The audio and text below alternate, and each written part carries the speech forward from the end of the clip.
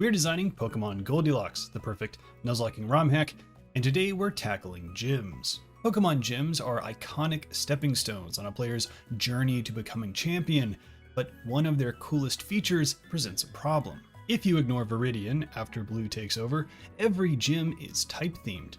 From the Pokemon its trainers use, to its color scheme, to the name of the gym leader, it all fits together. This makes a lot of game design sense for an adventure-heavy RPG, but less sense for a roguelike adjacent format like a Nuzlocke. Just how vulnerable should a gym full of professional Pokemon trainers be to one kid with a Blastoise?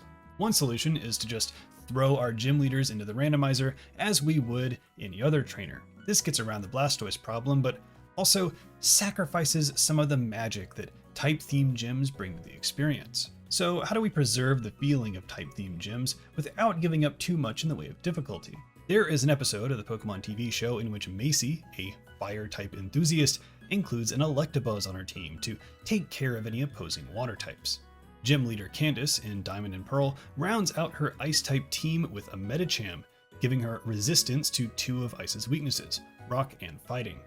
And Karen of the Johto Elite Four embodies her iconic quote about winning with one's favorite Pokemon, including a Vileplume and a Gengar on her team, which don't seem out of place, even though neither is a dark type.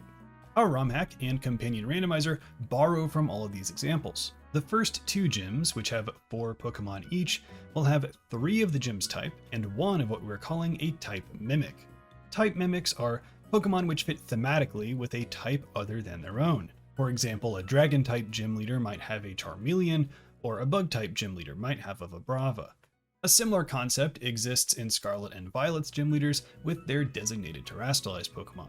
Goldilocks gym leaders with 6 Pokemon, from Whitney onwards, will also have what we're calling a Pivot and a Fulcrum.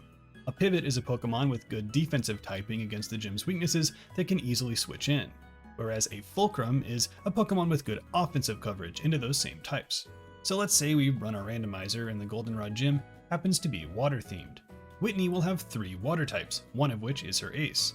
A type mimic, which fits in with those water types, a pivot for switching into electric and grass type moves, and a fulcrum for hitting those types hard. So Blastoise against a fire type gym will still be useful, but actually getting the badge will require a little more thought than mashing Surf 6 times. If you want more updates on the Goldilocks' development, drop a follow.